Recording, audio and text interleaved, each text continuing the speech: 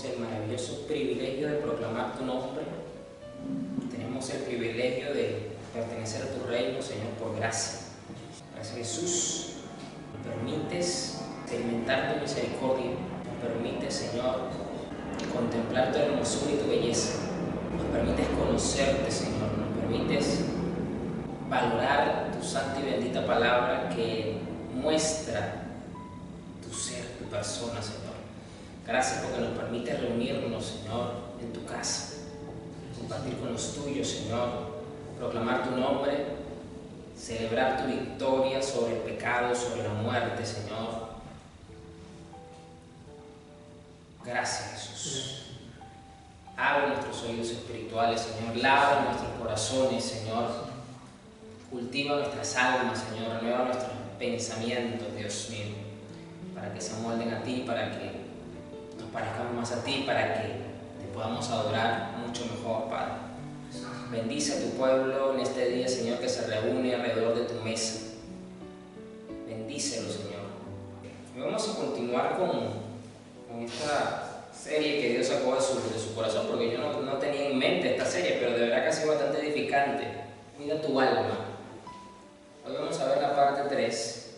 Quiero que vayamos a Romanos 3, versículo 9. Voy a estar leyendo la Nueva Biblia Viva, la NBV. Romanos 3, versículo 9. En este capítulo de Romanos, Pablo describe la condición del ser humano caído, la condición en la que se encuentra el ser humano sin la redención de Cristo, sin ser lavado por la sangre, sin haber nacido de nuevo. O sea, la condición en la que está el ser humano por causa del pecado. Y de verdad que es una descripción a lo mejor un poco larga, pero inspirado por el Espíritu Santo, el apóstol Pablo da ciertas características. Y hubo una de ellas que fue la que me llamó la atención. Y bueno, ahí fue que definitivamente el Espíritu Santo sacó este plato que hoy nos vamos a comer. Dice a partir del versículo 9, bueno, ¿son los judíos mejores que los demás? En ninguna manera. Ya hemos demostrado que todos los hombres son pecadores, ya sean judíos o gentiles. Como dicen las Escrituras, nadie es bueno, nadie en absoluto.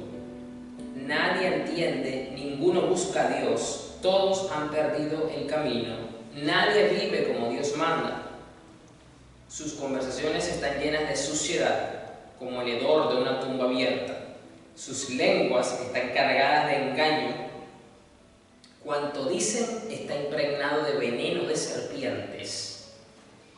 Sus bocas están llenas de maldición y amargura. Y esta fue la palabra que a mí me saltó, amargura. Y fíjense que aquí hace una descripción bastante interesante. Esta es la condición del ser humano en el pecado. Por lo tanto, la amargura nunca formó parte del diseño de Dios para el hombre. La amargura es una consecuencia del pecado y afecta la condición del alma de una forma fuerte. Vamos a ver qué nos dice Efesios 4:30 ahora. En la Nueva Biblia Viva, Efesios 4:30. Dice, no entristezcan al Espíritu Santo de Dios, con el cual Dios los selló para el día de la salvación.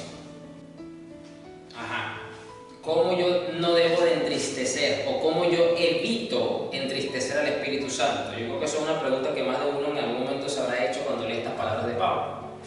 Y él nos da la respuesta. En el versículo 31 dice, arrojen de ustedes, es decir, eliminen, despójense, echen fuera. ¿Qué debemos echar fuera? La amargura, el enojo, la ira, los gritos, las calumnias y todo tipo de maldad.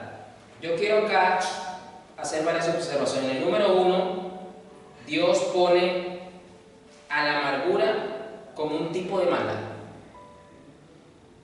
No, si usted creía que, ay, pero ese Dios es amargado, esa persona tan joven sí es amargada, eso es simplemente un defecto del carácter, pues déjeme decirle que delante de los ojos de Dios, esa es una persona malvada. Porque eso es un tipo de maldad. Lo que pasa es que, como le repito, nosotros como sociedad, como seres humanos, definimos la maldad de cierta forma de diferentes acciones, que si el violador, que si el asesino, que si el que vende drogas, el pedófilo, esas son gente mala. Los demás simplemente tienen defectos o no son cosas tan graves, pero para Dios la amargura es un tipo de maldad. Punto número 2. La amargura no viene sola, la amargura viene acompañada o produce enojo, ira, y usted puede decir, pastor, pero no es lo mismo enojo e ira, muchas veces son sinónimos. Sí, pero la ira ya es el estado final, ya es el estado extremo. Gritos. Una persona amarga es una persona gritona, contestona, grosera. Una persona amarga entonces es una persona iracunda o que tiende al enojo fácilmente y a veces hasta por tonteras.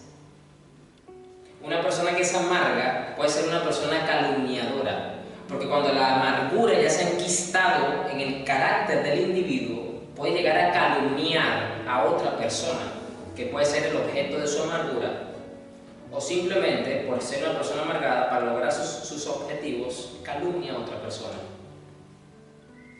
Versículo 32. Al contrario, a ver, ¿qué es lo contrario a una persona amarga? Sean bondadosos entre ustedes. Una persona que es amarga no es bondadosa, es cruel, es fría, es inmisericordia. Sean compasivos. Una persona que es amarga no es compasiva. Y perdónense la falta los unos a los otros. Muy probablemente una persona llega a un nivel de amargura, quizás por falta de perdón, que eso no lo voy a profundizar hoy, pero es una causa. Una persona amarga le cuesta perdonar. Eso es otra consecuencia. Perdónense la falta los unos a los otros de la misma manera que Dios los perdonó a ustedes por medio de Cristo. Otra observación que hago es que la amargura es la antítesis del Evangelio. Es decir, un cristiano amargo no puede perdonar, y si no puede perdonar, no está reflejando el Evangelio. Porque ¿qué dice la palabra? De tal manera amó Dios al mundo que envió su único Hijo para que todo aquel que en él crea sea salvo. ¿Qué quiere decir eso? Que Dios nos perdonó a pesar de no merecerlo. También lo dicen los Evangelios que en una parte del Padre Nuestro, que si nosotros no perdonamos nuestras ofensas a nuestros deudores, Dios no nos perdonará a nosotros. Entonces, la amargura nos impide mostrar el Evangelio, porque no hay nada más básico en el Evangelio que el perdón. Entonces, si a un cristiano le cuesta perdonar, definitivamente que hay que preguntarse si de verdad es cristiano o no. Entonces, ya de por sí, la amargura es un gran peligro para el cristiano, mantenerse, y con esto, como ya se lo dije la semana pasada, son condiciones del alma, son estados negativos del alma por causa del pecado, y cualquier creyente puede estar afectado por alguna de estas condiciones negativas, consecuencias del pecado. Por eso hay que cuidar el alma. Esto no es cualquier cosa. Yo siempre he dicho, si en la Biblia sale algo que Dios nos quiso dejar por escrito, es porque debemos atender a eso. Y la amargura no es cualquier cosa. Yo quiero que usted sepa que la palabra amargura que se usa en el Nuevo Testamento, en el griego original, que a nosotros se nos tradujo como amargura, es la palabra picros, con K. Y significa, o se usa cuando usted quiere denotar algo que es punzante, algo que perfora y algo que es venenoso. Es interesante que de esa palabra se traduzca amargura. Y es que realmente la amargura es algo punzante porque penetra. Cuando una persona es amarga, muchas veces sus palabras son punzantes hacia las otras personas. ¿Por qué? Porque le hincan el corazón, lo hieren. Porque perforan. La amargura perfora el corazón del que la porta también. Y dice que es un veneno. No hay persona más tóxica hoy día, no solamente como el mundo define la toxicidad como aquellas personas que son celosas en extremo, entonces es una persona o es una persona autoritaria, es una persona tóxica. Esas quizás son algunas definiciones que el mundo le da, pero yo puedo decir con toda base que para el cielo un cristiano tóxico es un cristiano que está afectado por la amargura. Entonces el mundo tiene definiciones de lo que es una persona tóxica y Dios también tiene una definición es alguien amargado, porque tiene veneno. Palabra picros. Por eso una persona que está amargada, que tiene un corazón amargado, sus palabras son venenosas, porque hincan, hieren, envenenan, corrompen. O sea, es punzante a la hora de hablar y expresarse. Eso denota algún tipo de tormento o aflicción por algo. Quiero que vayamos ahora a Hebreos 12, versículo 14. Aquí voy a leer la NTV. Hebreos 12, versículo 14. Dice acá: esfuércense por vivir en paz con todos y procuren llevar una vida santa, porque los que no son santos no verán al Señor. Esto es un versículo que ya a lo mejor hasta usted se lo sabe de memoria, según la Reina Valera, lo dice muy parecido como lo estoy leyendo acá.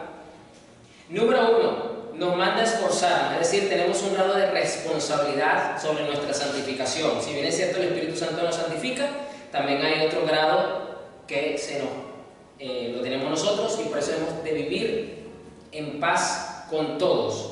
Aquí nos habla entonces de que una persona que no procura tener una vida en santidad según el estándar bíblico, le va a costar vivir en paz con todo. ¿Sabe por qué? Porque muchas veces la paz no depende de ti, pero de tu parte tienes que mantener esa parte en paz.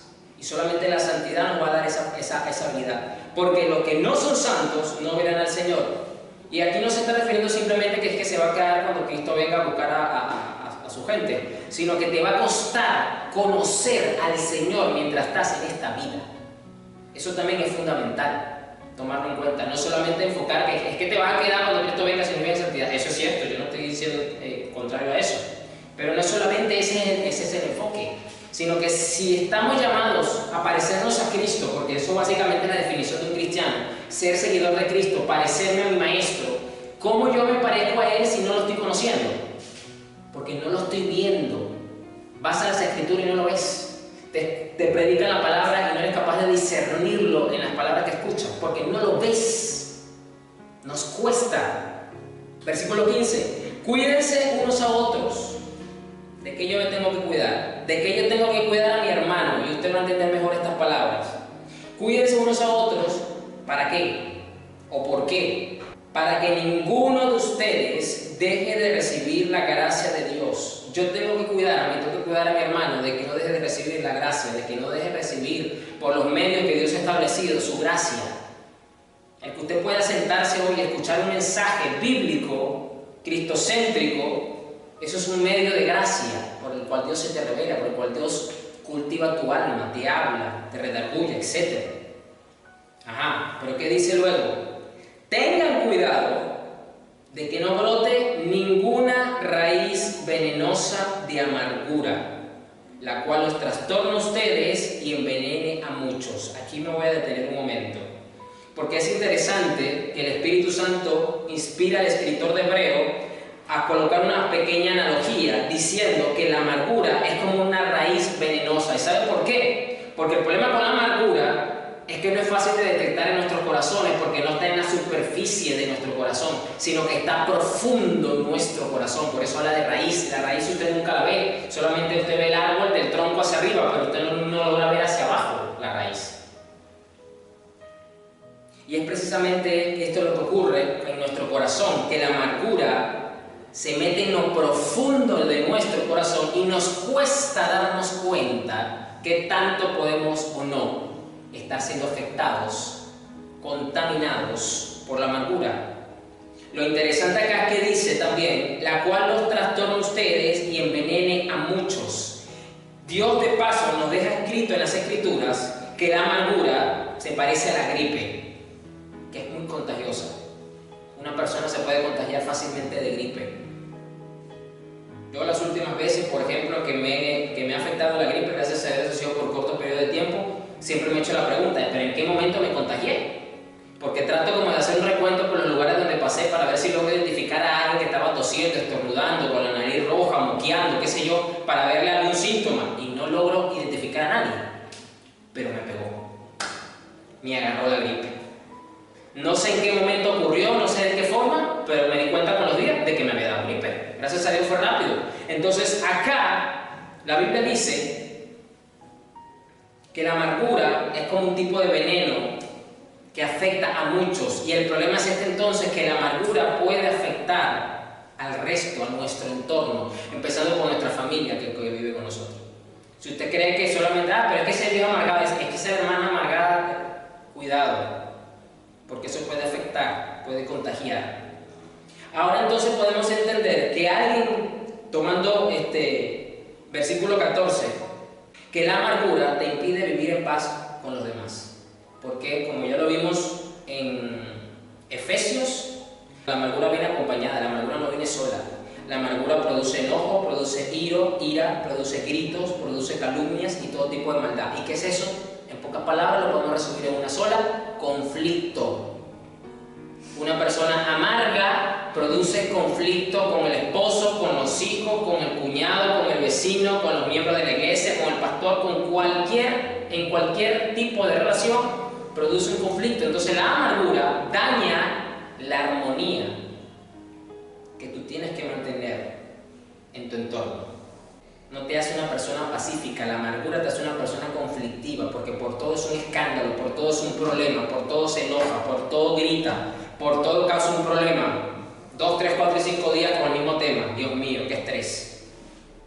Por algo Salomón dijo que era mejor vivir en el desierto solo que vivir en un palacio con una mujer iracunda. Lo dice un Proverbios. Que muchas veces la ira es consecuencia de alguien que está siendo afectado por la amargura. Una persona que es amarga tiene palabras ásperas, punzantes, que lastiman. Y por eso la gente prefiere evitar a las personas amargas. Y esto es terrible, ¿sabes? Porque por lo menos en el ámbito personal quizás tú puedes evitar el trato con una persona, pero en el ámbito laboral, ¿cómo tú haces para evitar el trato con un supervisor?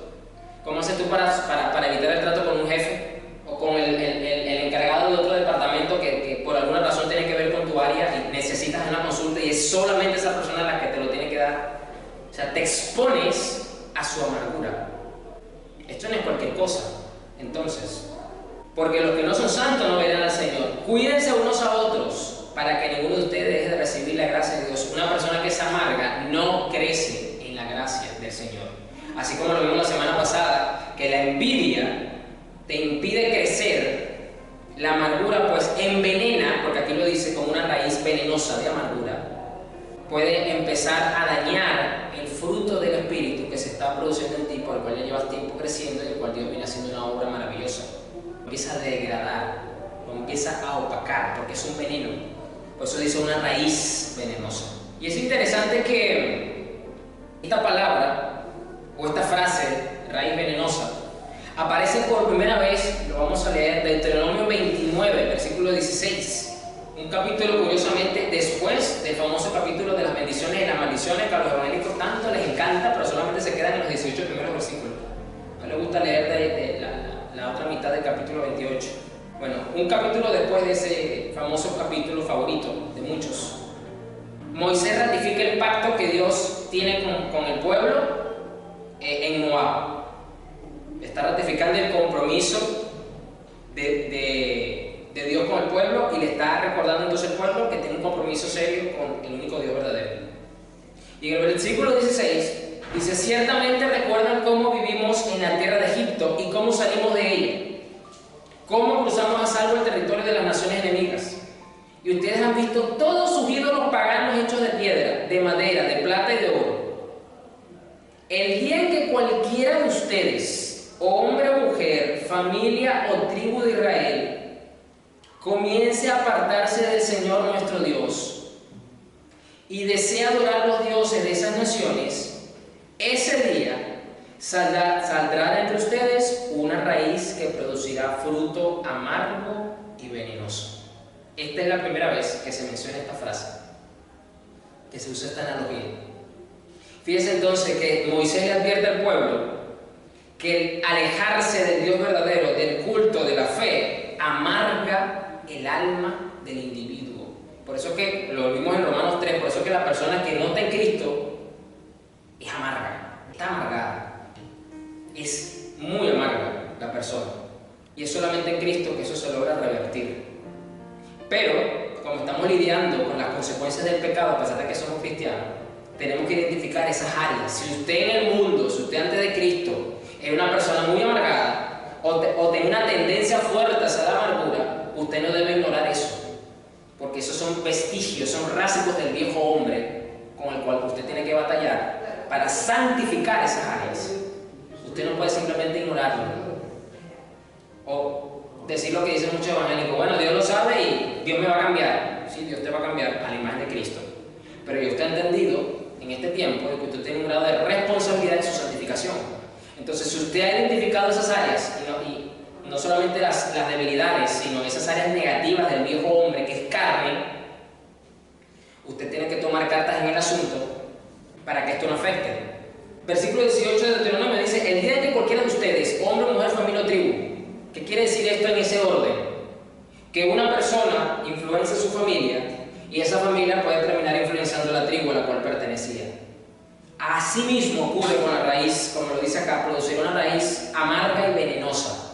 Lo mismo ocurre en un hogar. Si el hombre del hogar, el cristiano, el que está llamado a liderar su casa espiritualmente, está o no se ha dado cuenta que su vida está siendo afectada por la amargura, va a afectar a su hogar de alguna forma. Su esposa a lo mejor se va a resistir porque no está de acuerdo con esas acciones, porque repudia esas acciones, pero ¿y sus hijos? ¿Y sus hijos? Sus hijos copian muchas veces el ejemplo, las reacciones, las actitudes de los padres de manera inconsciente. Y muchas veces no se dan cuenta. Los nietos, los sobrinos, la comunidad. Y este es el problema de la raíz de amargura. Este fruto amargo. Y este es otro punto en particular. Sabemos que los cristianos estamos llamados a dar fruto, pero aquí habla de un fruto amargo y venenoso. Entonces aquí viene la pregunta: si la raíz es amarga, tú no puedes pretender que el fruto sea dulce. Si la raíz es amarga, el fruto va a ser amargo y venenoso. Entonces, ¿qué tipo de fruto estamos dando? ¿Qué sabor tiene el fruto que estamos dándole a la gente? Cuando se acerca a nosotros, cuando nos escucha, cuando ve nuestras reacciones, nuestras actitudes, ¿qué recibe de nosotros? ¿Un fruto amargo? ¿Un fruto venenoso? ¿O es un fruto dulce y apacible de justicia? Es bondadoso, es paciente. Por eso que la Biblia dice: esfuércense por vivir en paz, porque no es fácil vivir en paz muchas veces. No es fácil esforzarnos por tener una vida santa. Cuídense unos a los otros para que ninguno de ustedes deje de recibir la gracia de Dios. Por eso dice: esfuércense, cuídense. Dos acciones inmediatas que tenemos que tomar en cuenta. Nos tenemos que esforzar y nos tenemos que cuidar, nosotros y los nuestros, para que sigan creciendo en la gracia de Dios. Y luego nos da la advertencia, volviendo a Hebreos 12:15: tengan cuidado. Si yo veo una advertencia en las Escrituras, amado hermano, yo le voy a aconsejar a usted que no le quite el tamaño ni tampoco la grande. Tómela como aparece en las Escrituras. Si la Biblia aquí te dice: tengan cuidado, tome por favor con toda la seriedad, con toda la responsabilidad esa palabra que el Señor te está dando. Tenga cuidado con la amargura.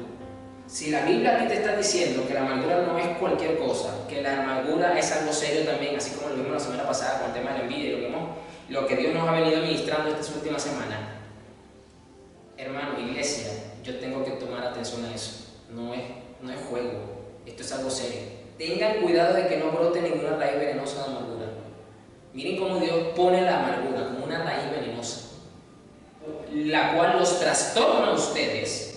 Es decir, los afecta considerablemente y envenena a muchos. ¿Por qué? Porque los corrompe, los contamina, los afecta. ¿Qué es una consecuencia de no ocuparse de la amargura? Va a producir enojo extremo, que es lo que la Biblia llama la ira. Una persona iracunda muchas veces es una persona que no ha lidiado con la amargura y son ese tipo de personas que muchas veces, y yo sé lo que es eso, no se le puede decir nada. Es preferible tratar de no tratar con esa persona. Una persona que es en extremo enojona, grosero,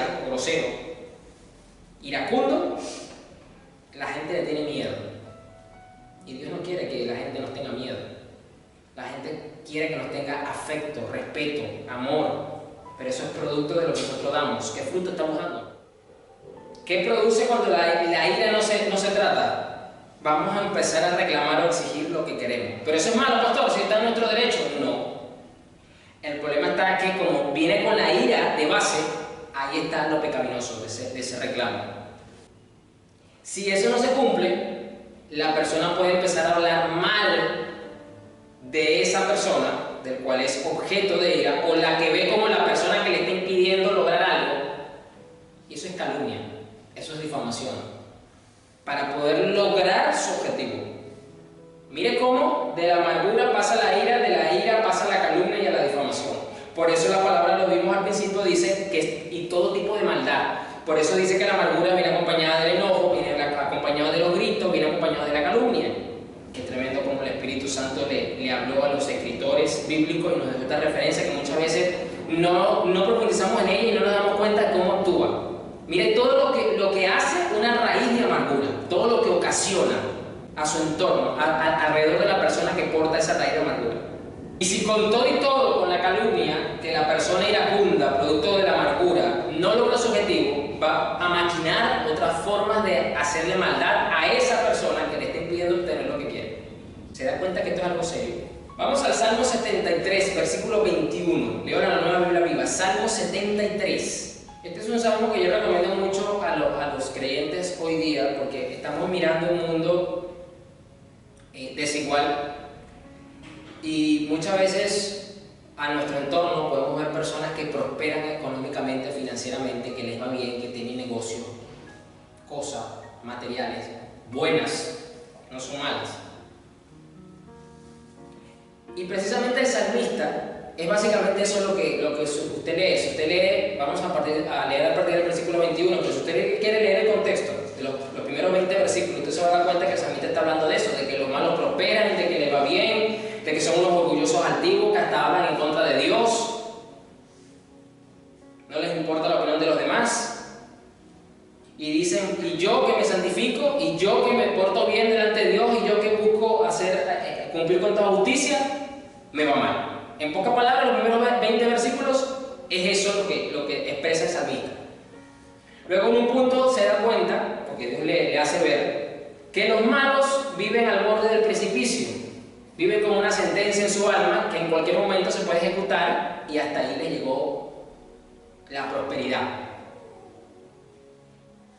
Y en el versículo 21, luego de el salmista meditar en todo esto, versículo 21 dice: entonces me di cuenta de lo amargado y lastimado que estaba por todo lo que había visto. La amargura te ciega espiritualmente hablando. Te roba el discernimiento y no te permite razonar bíblicamente. Y por otro lado, dice, y te lastima. Te lastima el alma. Claro, la Biblia describe la amargura como una raíz venenosa, muy curioso. Y el veneno usted sabe que no causa ningún bien. Indistintamente en la medida que se consuma. Si es una mayor medida, pues mucho peor, más rápido mata. Entonces me di cuenta de lo amargado y lastimado que estaba por todo lo que había visto. Versículo 22. Vi lo necio e ignorante que era. Si no nos cuidamos de la amargura, vamos a terminar necios e ignorantes. Un cristiano que no toma la advertencia de cuidarse de la raíz de amargura, va a permanecer en ignorancia. Y Dios quiere que su pueblo sea inteligente, que su pueblo sea sabio, para que pueda impartir justicia, para que pueda mostrar su carácter, para que pueda representar bien como embajador de Cristo ante el mundo. Y yo le voy a decir una cosa: ningún embajador es ignorante para hacer estas cosas. Tiene que tener un grado de sabiduría y de inteligencia. Vi lo necio e ignorante que era. A ti, Dios, debo de parecerte una bestia, pero yo siempre estoy contigo, pues tú sostienes mi mano derecha. Fíjense que entonces permitir una persona que es amarga cuestiona a Dios o te hace entrar en un estado en el que ningún creyente debería jamás entrar, pero curiosamente pasa mucho. Tenemos a Jonás 4, versículo 5. Estoy leyendo la Nueva Biblia Viva. Jonás 4, 5. Siempre hemos hablado, ya pues se conoce la historia de Jonás muy bien, de la desobediencia de Jonás. Dios se le impuso soberanamente hablando, quise hacer lo que yo diga, no lo que tú digas. Aquí Dios soy yo, no eres tú. Yo hago con mi creación lo que yo quiera y yo te estoy mandando a que le des un mensaje a la gente de Nínive. El problema es que Jonás precisamente conocía a Dios y sabía que quizás no iba a realizar la advertencia de la amenaza que Dios le mandó a decir, porque él sabía que si se arrepentía, Dios los iba a perdonar. Es exactamente lo que pasó. Esa era la molestia de Jonás, una molestia muy curiosa. Jonás 4, versículo 5. Ya después de todo esto, Jonás salió de la ciudad y se sentó malhumorado al oriente de ella. Otra versión dice amargado. Allí se hizo una enramada para que le hiciera sombra, mientras esperaba a ver si le pasaba algo a la ciudad. Jonás se sentó como espectador mirando una película en un punto, buscó su sombrita, se acomodó porque él quería ver qué le iba a pasar a la ciudad. Y Dios el Señor hizo que creciera rápidamente una calabacera, la cual extendió sus hojas sobre la cabeza de Jonás, haciéndole sombra. Esto hizo que Jonás se sintiera muy cómodo y contento. Versículo 7. Pero Dios también preparó un gusano. A la mañana siguiente, el gusano picó la calabacera y ésta se marchitó y se secó. Cuando el sol salió, Dios ordenó que soplara un viento muy caliente. Debido al intenso calor, Jonás estuvo a punto de desmayarse y deseó la muerte. Así que exclamó: mejor sería estar muerto que sufrir este padecimiento. ¿Crees que es justo que te enojes tanto porque se secó la planta? Le preguntó Dios a Jonás. Respondió Jonás: claro que sí es justo. Es tanta la rabia que tengo que prefiero la muerte. La amargura, señores, se viste de justificación. Brinca sobre el colchón de la justificación. Porque el amargado siempre tiene una justificación para sus actitudes. El amargado siempre tiene una justificación para su postura. Y eso curiosamente lo que ocurre con cuando una persona está amarga, siempre tiene buenos, entre comillas, argumentos para justificar su postura iracunda, grosera, punzante, reclamando sus derechos o su posición, indistintamente de la que sea, y desafiante, hasta con el mismo Dios, porque nada más y nada menos que aquí vemos a un profeta, y miren que hemos visto bastante en el Antiguo Testamento profetas hablando con Dios, pero este es el único que tuvo el tupé, que usted registra en la Biblia, que tuvo el cinismo, porque hay que estar, y aquí un poquito de locura, de reclamarle a Dios de una forma justificada, amargadamente e iracundamente, que él sí tenía razón. Esto usted solamente lo encuentra en la historia de Jonás. Usted no va a ver a Moisés en esto, usted no va a ver a Ezequiel, usted no va a ver a Isaías, usted no. Y mire que cada uno de ellos tuvo en su momento su relación con Dios, y Moisés también le dijo ciertas cosas a Dios, pero usted no lo ve en esta actitud que tuvo Jonás. Usted esto solamente lo ve con Jonás. Y mira que por Dios ser misericordioso, tardo para la ira, lento para enojarse, lleno de amor y misericordia, no le lanzó un rayo y lo picó por la mitad. Porque hay que tener guáramo, de verdad, para ser tan insolente, tan irrespetuoso, para hablar así de esta forma como lo hizo Jonás con Dios. Pero este fue producto de la amargura que tenía su corazón. Dios bregó con él para que aprendiera la obediencia, ¿sí? Y tú puedes ser un cristiano obedientemente amargado. Aquí lo vemos como Jonás. Jonás obedeció al final, sí, obviamente, cumplió lo que Dios le dijo que hiciera. Váyase al niño y predique. Así lo hizo. Y usted sabe el proceso. Pero eso no lo libró de la amargura, de la que ahora tenía que luchar. Lo mismo puede pasar con nosotros. Tú y yo podemos ser cristianos obedientes, podemos tener disciplinas evangélicas, podemos cumplir, y aún así estar siendo afectados por una raíz de amargura una raíz venenosa llamada amargura. Mejor sería estar muerto que sufrir este padecimiento.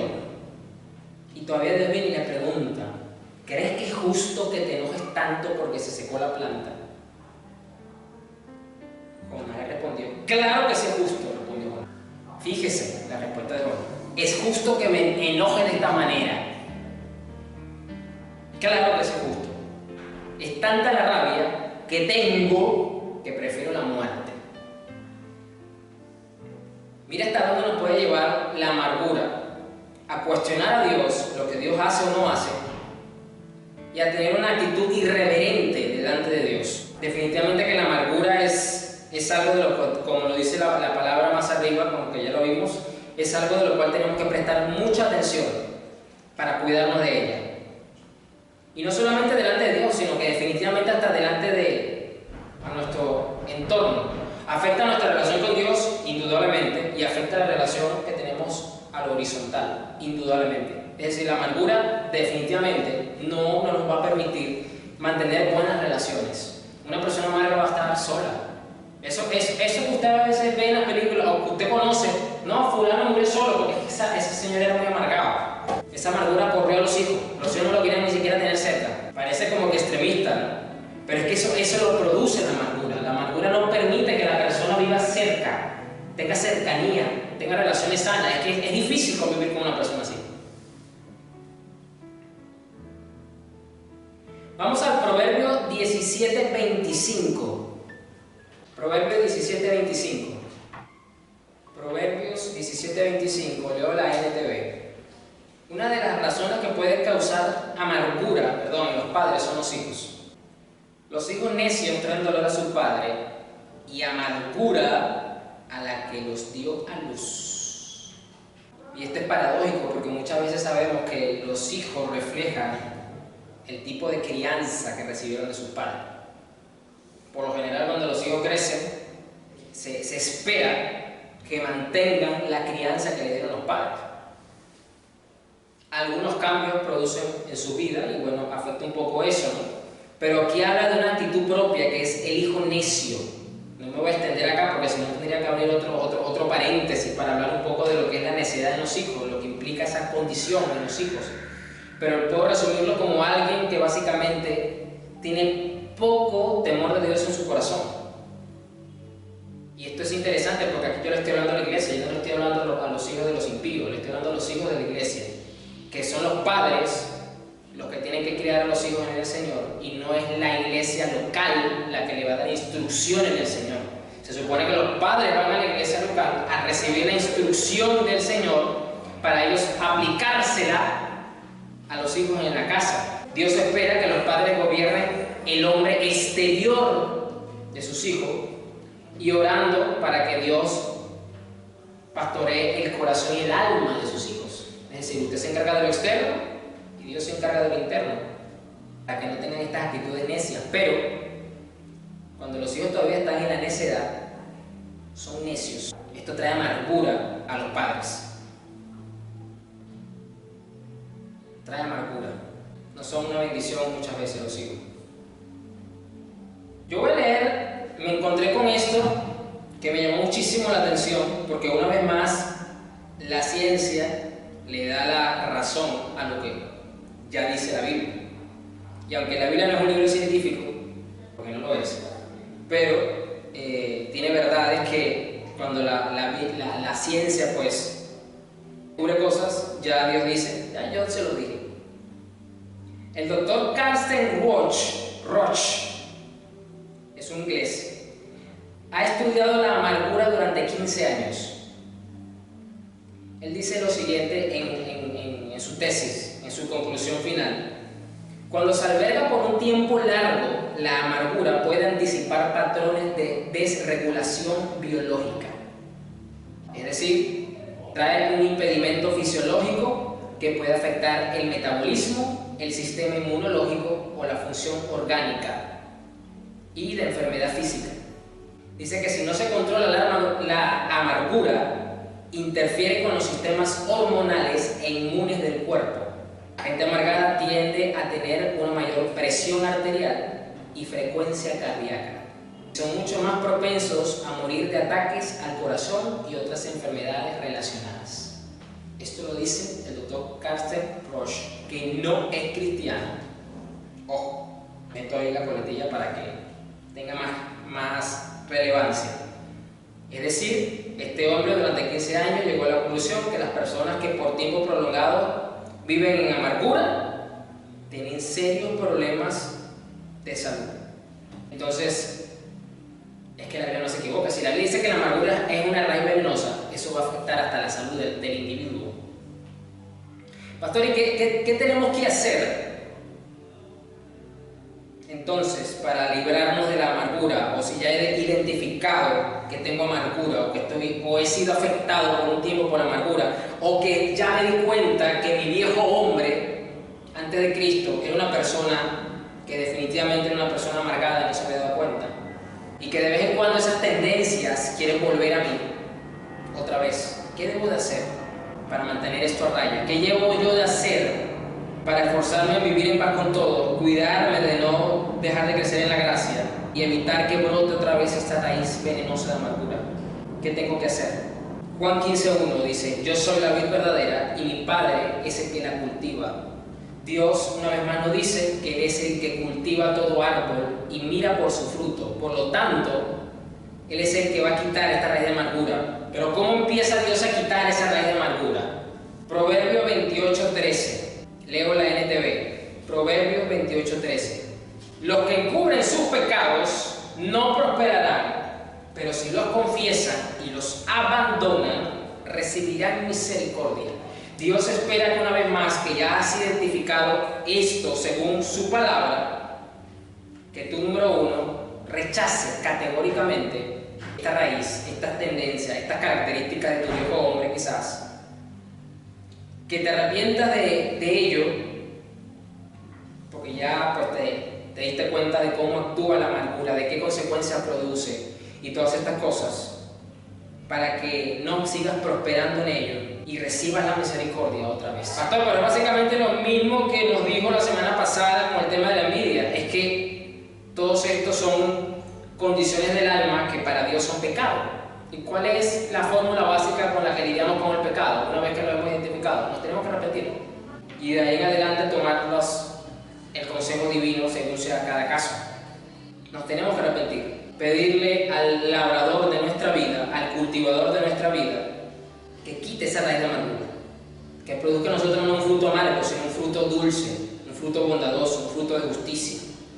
Es decir, si nosotros atendemos la amargura, se nos va a hacer fácil lidiar con la ira, se nos va a hacer más fácil lidiar con las palabras cortopunzantes, nos va a ser más fácil lidiar con las actitudes groseras, nos va a hacer más fácil lidiar con las relaciones ásperas que quizás podamos tener y que quizás a lo largo del tiempo algunas personas nos lo han comentado y nosotros no hemos tomado cartas en el asunto, pero es porque simplemente estamos quitando el fruto pero no estamos sacando la raíz. Y usted sabe que hay que ir a la raíz del asunto, hay que sacar la amargura, hay que mantener a raya ese viejo hombre que quizás era un amargado o una amargada y que no nos hemos dado cuenta realmente lo tanto que es esto, tanto así que puede llegar a afectar la salud, el sistema inmunológico, puede afectar la presión arterial y la frecuencia cardíaca. No es la amargura, esto no es cualquier cosa.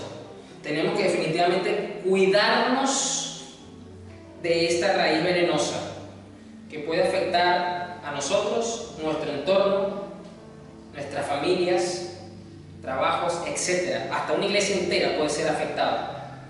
Pónganse sobre su pie, vamos a orar. Quiero volver a leer ese Efesios 4:30. Dice: no entristezcan al Espíritu Santo de Dios con el cual Dios lo selló. Un cristiano amargado tiene al Espíritu Santo triste, porque así lo dice la palabra. Dice: no entristezcan al Espíritu Santo de Dios. Arrojen de ustedes la amargura, el enojo, la ira, los gritos, la calumnia y todo tipo de maldad.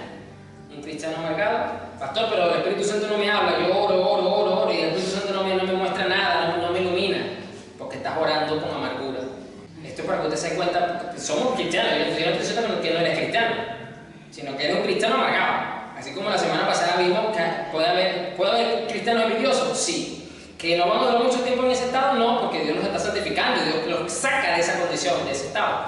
Igual que el de hoy, cristianos amargados, sí. Pero no vamos a durar mucho tiempo, gracias a Dios, porque Dios los está santificando. Dios los está haciendo conscientes de estas condiciones para que estén atentos ante esta raíz venenosa, como la misma Biblia lo describe, de amargura, que definitivamente es dañina en todo sentido y que no podemos darnos el lujo de tener ni un poquitico, porque así como el veneno en mínima cantidad, igual igualito afecta negativamente. La amargura, así sea muy chiquitica lo que tengamos, afecta nuestra condición.